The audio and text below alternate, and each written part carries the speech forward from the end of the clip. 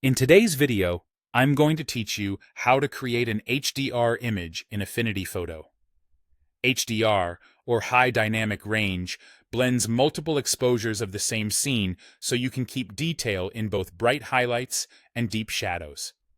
If you've shot a bracketed sequence, typically the same composition at different exposure values, you're ready to merge them.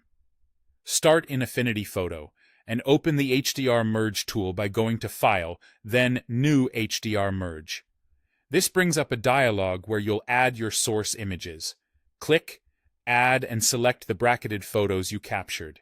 You can select several at once by holding Shift while you click. RAW files work great here because they give the merge more data to work with, but JPEGs can also be used. Before you combine the images, take a moment to set the options. Automatically align images is especially helpful if you shot handheld, as it corrects for slight shifts between frames. Automatically remove ghosts is designed for scenes with movement, such as people, leaves, or cars, and helps prevent double images. Tone Map HDR. Image applies a basic tone map right after the merge, so you're not staring at a flat 32-bit file. It gives you a usable starting point.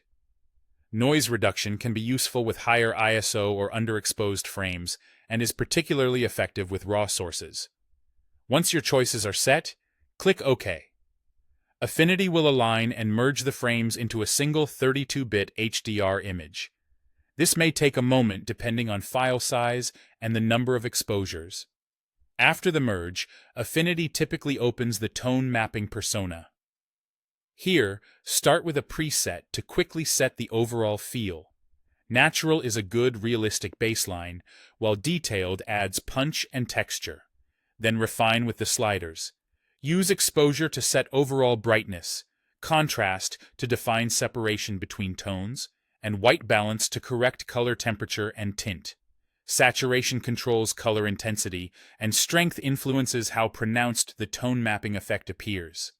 Make small, incremental changes and keep an eye on halos around edges or clipped highlights. Dial back if things start to look unnatural. When you're satisfied, click Apply to commit the tone-mapped result. You'll return to the photo persona for final touches.